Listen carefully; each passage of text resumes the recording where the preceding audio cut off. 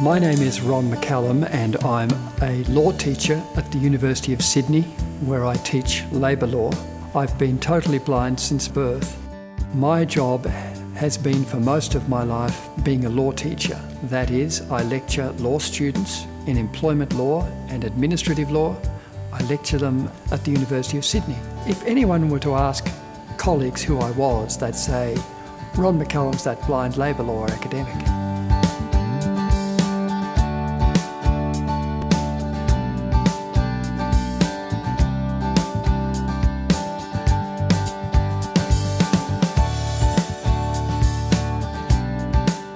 At the moment, we're sitting in the Vision Australia Library, which makes books for we blind and vision impaired people throughout Australia. This library is so important to me because it prepares books that can be read either by speech using a DAISY format or by braille, paper, or more often now computer generated, so that I and other blind and vision impaired people throughout Australia can read the books. The Eyes That Lead by Michael Tucker, read by Ian Craig. In ordinary libraries, I can only touch the books. They're printed. Here, I can read them. And there are 20,000 subscribers to this library throughout Australia, and particularly for more senior citizens who are losing their sight, it's fantastic that they're able to continue reading books via DAISY disc through this library. So to me, libraries have always been important, and this library's the most important one.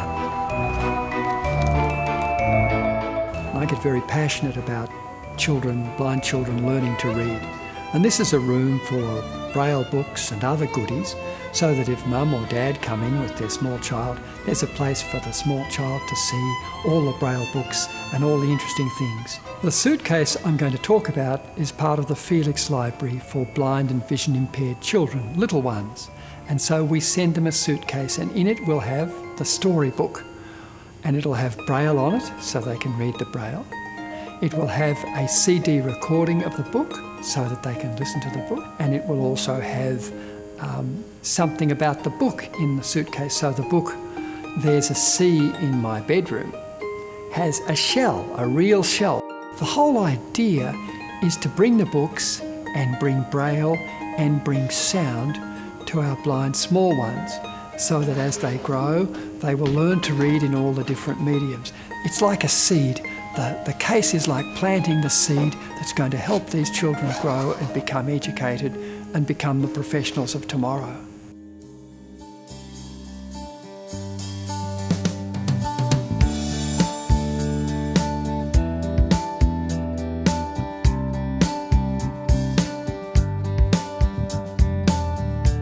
The services of the Vision Australia Library are quite extraordinary.